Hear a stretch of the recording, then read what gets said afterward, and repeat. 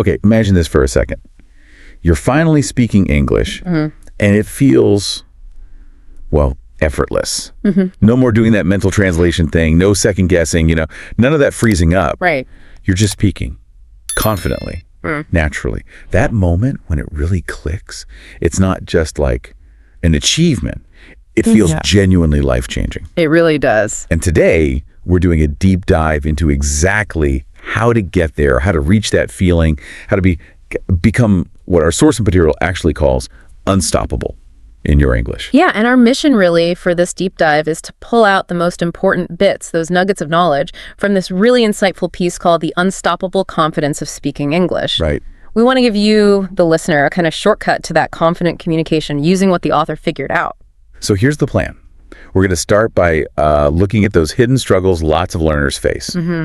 The stuff people don't always talk about. Exactly. Then we'll pinpoint that amazing click moment, that turning point. From there, we'll explore the big changes that happen after that, personally and practically. And finally, we'll give you some concrete steps straight from the source to help you get that confidence yourself. Okay, let's jump in. Let's do it. So let's start with that feeling many of us know, maybe a bit too well, the hidden struggle. You spend hours memorizing words, you watch shows, read stuff, listen. You put the work in. Totally. And then someone asks you something simple like, hey, what do you do? And poof, brain freeze. Yeah, it's like your internal translator just clocked out for lunch or something. Exactly.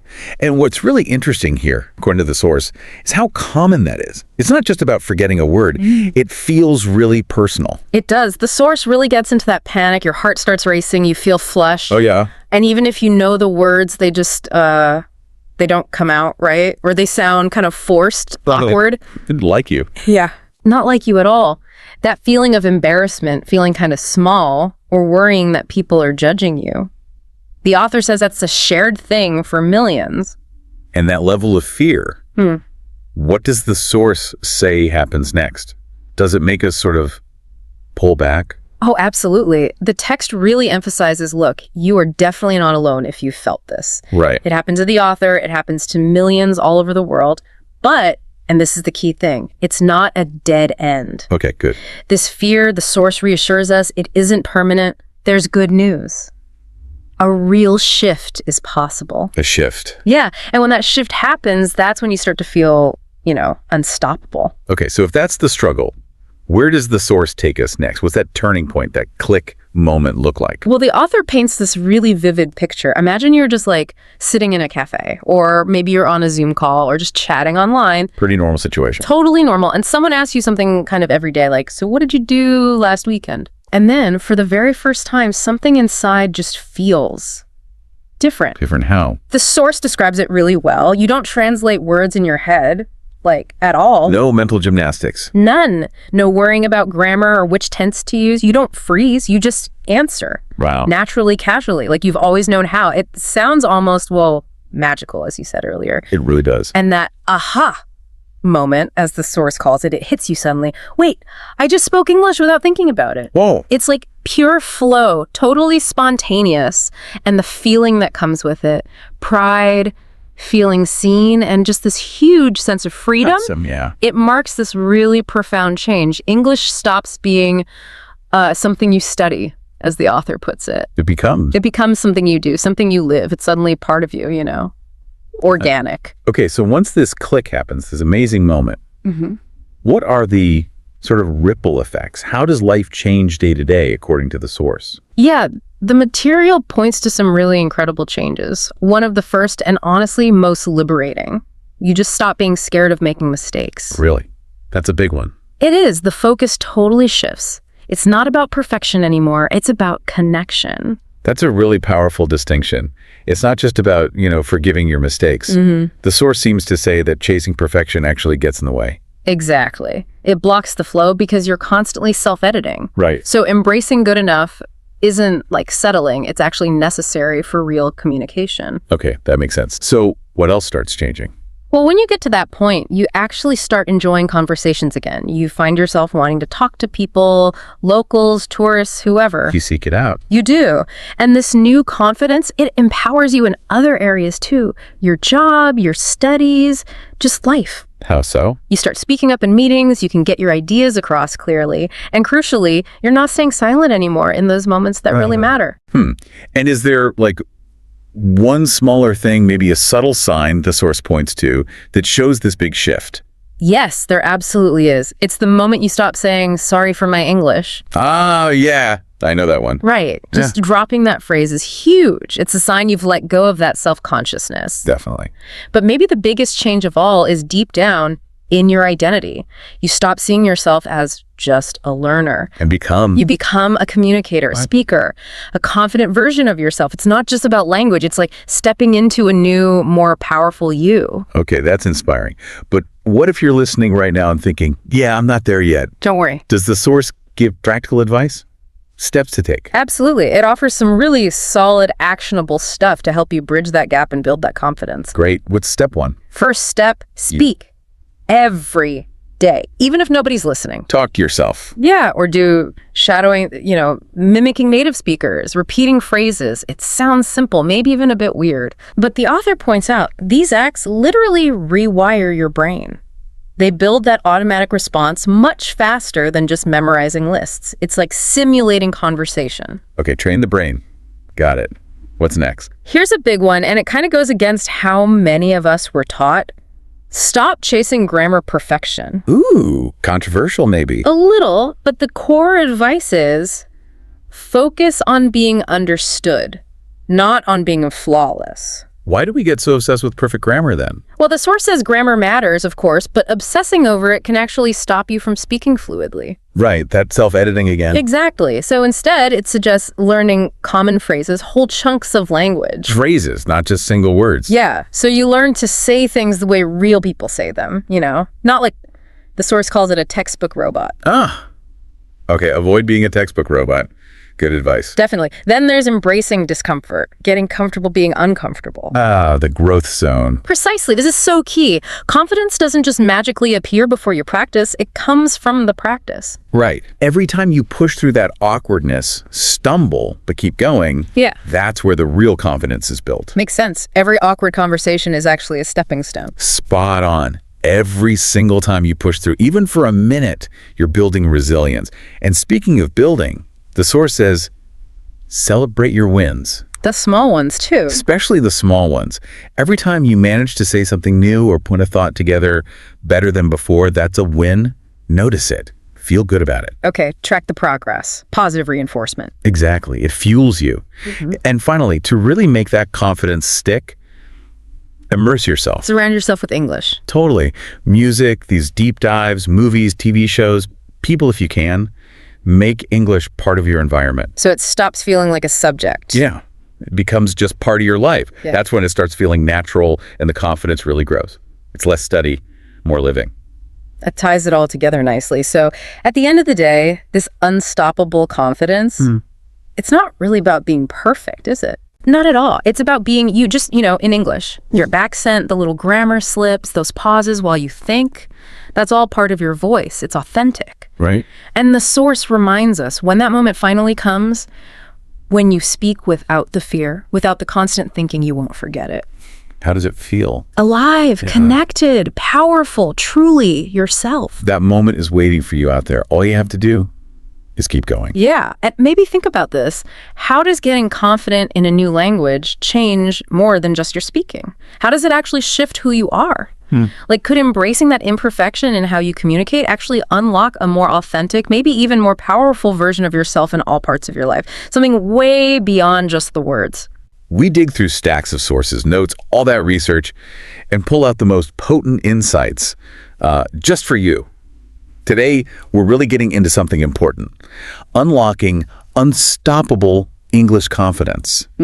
And look, this deep dive isn't really about drilling grammar rules or, memorizing lists of phrasal verbs. No, not that. It's about something deeper. That exact moment when English stops being this thing you study and starts feeling like something you actually own. Yeah.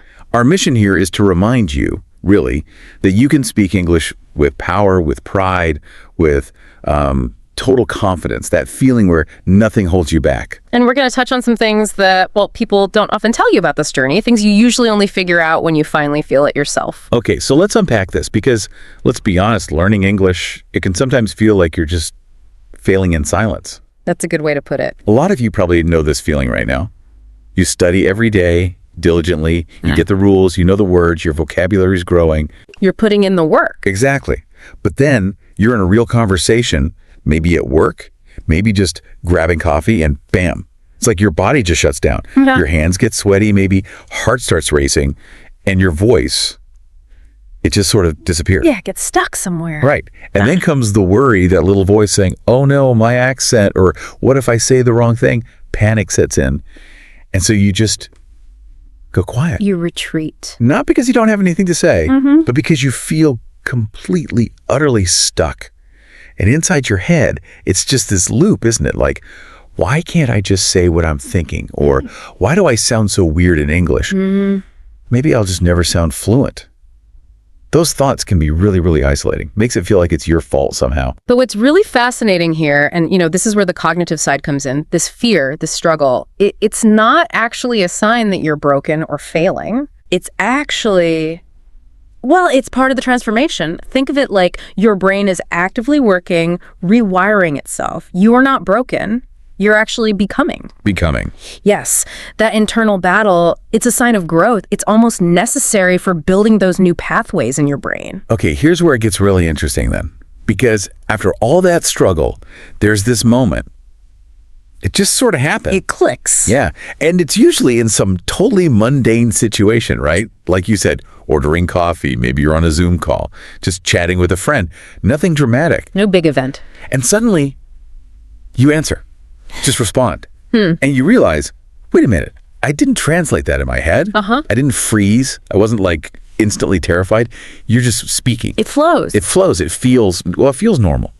You're not consciously digging for grammar rules or searching frantically for the perfect word. No mental gymnastics. You're just being you, but, in English. And that moment, even though it might seem small from the outside, it changes everything. It's not loud. There are no fireworks, like you said. Right. But it fundamentally shifts your entire relationship with the language. Right. Forever. It's like this quiet power settles in. A quiet power. I like that. Yeah. A little voice inside that just says, okay, you've got this now. That's not just speaking. That's the actual birth of real, unstoppable confidence. And that's so important, that word confidence. Because genuine English confidence, it's maybe not what people think it is. Let's be really clear what it's not about. Good point. It's definitely not about knowing every single word in the dictionary. Yeah. Or having, perfect pronunciation, whatever that even means. Right. Or even fluency in that old school native speaker imitation sense. Exactly. So if we zoom out a bit, what confidence really is, I think, is trusting your own voice. Trusting your voice. Yeah. Trusting that what you have to say matters. It's about expressing who you are, your thoughts, your personality, your humor in English. It's about finally being seen. Seen not just as the English learner who might mess up, but just as you. It shifts the focus away from trying not to make errors towards just connecting, communicating authentically. And you see that shift in really practical ways, don't you? When that confidence starts to build. Oh, absolutely. Tangible changes. Like, you stop saying sorry for my English all the time. Yes, that's a big one. Or, if you make a mistake, instead of cringing and shutting down, maybe you just laugh it off. Exactly. You own it. Doesn't derail you. And you start asking more questions, maybe. Not to show off, but just because you're genuinely curious and want to connect. Right. Engaging more deeply. And the big one, I think, you stop waiting for some kind of permission to speak. You just speak up. You take the space. And the great thing is, this kind of confidence, once it starts, it builds. It really does. It feeds itself. How so? Well, every conversation where you feel that little bit more comfortable, every sentence you manage to get out smoothly, it reinforces it. It's not like a one-time achievement. Oh, okay. It's cumulative. Exactly. You don't suddenly become a different person. You become a more powerful version of yourself, able to express more of who you already are, but now in English too. Okay, so this all sounds great, right? Yep. But if you're listening and thinking, yes, I want that. How do I get there? What does this all mean in practical terms? Well, the key thing is, it doesn't come from just waiting or wishing you felt more confident. Right. You can't just think your way into confidence. No, it comes from doing consistent, intentional action. Okay, let's break down some of those key actions, those shifts. First up, and this is a big hurdle for so many, you got to stop aiming for perfection. Oh, absolutely crucial. That perfection trap. It's paralyzing. So what's the alternative? Aim for connection instead. Studies on communication back this up. Truly effective communicators, even native speakers, they don't speak perfectly. They stumble too, right? Of course. They pause, but they speak with purpose. Their goal is getting the message across, connecting with the other person, not linguistic flawlessness. A little mistake doesn't stop the connection. Okay, connection over perfection. What's next? We talked about shadowing. Yes. Shadowing every day, if possible. And this isn't just like mindlessly repeating sounds. Right. When you shadow effectively, you're repeating after native speakers, yes, but you're copying the rhythm, the intonation, the musicality, the energy even. A feeling of it. Exactly. It's physical training in a way. Training. You're training your mouth, your facial muscles, and your brain to make those sounds and patterns feel more natural. Linguistic research shows this really helps with sounding more natural over time. Third key. Yeah. This one might feel a bit weird first. Talk to yourself. Out loud. Out loud. Every day. Yep. Even if it feels completely awkward. Think of it like building an English soundtrack for your life. Narrate what you're doing. Okay, now I'm making coffee. Oh, look at that traffic. Describe what you see, what you're thinking. It sounds simple, but it helps integrate English into your actual thought process. So it becomes less foreign, more internal. Precisely. It makes English start to feel like part of your own inner voice, reducing that need to constantly translate everything in your head. All right. Number 4. This one. This is where the real growth often happens, but it's tough. Put yourself in uncomfortable situations. This is the bravery part. Yeah. Like deliberately join that conversation at work, even if you're nervous. Ask a stranger for directions, even if your heart is pounding. You have to actively choose to feel a bit scared and then do it anyway. Why is that so important? Because that's how you expand your comfort zone. Every time you push through that fear, you build resilience, you prove to yourself, okay, I can handle this. It shrinks the fear over time. And finally, the 5th key, which I think people often forget, celebrate the small wins, like really notice them. Hugely important and often overlooked. What counts as a small win? Oh, anything. Did you understand most of that podcast episode without looking at the transcript? Win. Okay. Did you try making a joke in English and someone actually got it? Maybe even laughed? Big win. Yeah. Did you just manage to say anything today when you felt that initial hesitation? That counts. That's a win. Right. Because real, lasting confidence isn't built in one huge, dramatic moment. It's built brick by tiny brick in all these little moments of success and bravery. So this kind of raises a crucial question, doesn't it, for everyone listening? What's the absolute core truth you need to internalize about this? Yeah. What's the bottom line? It's this. You don't need to be perfect to be powerful. Seriously. Mm-hmm. You don't need a native accent to command respect. You absolutely do not need anyone's permission to own your English. It's yours. Okay. The path forward is actually pretty simple, though not always easy, I know. You just need to show up. Consistently. You need to speak up even when it's scary. You need to keep going even after a bad day. And you need to keep trusting. Trusting that eventually one day these words will stop feeling so foreign. They'll start feeling like home. And when that day comes, yeah, and it will come if you keep at it, you'll speak and people will listen. Not because your English is suddenly flawless, but because your confidence, that quiet power we talked about, it'll be unshakable. Well, that feels like a really powerful place to pause. Thank you so much for joining us on this deep dive today. And if anything we talked about resonated with you, if it made you feel seen or understood, or maybe just a little bit braver, please think about sharing this with someone else who's on that same journey. Absolutely. And just remember, your voice, your unique perspective, it matters. It has value, whatever language you're using to express it. So true. So please, don't hide it. Don't wait for perfect. Speak boldly. Speak bravely. And speak like you belong here, because you absolutely do.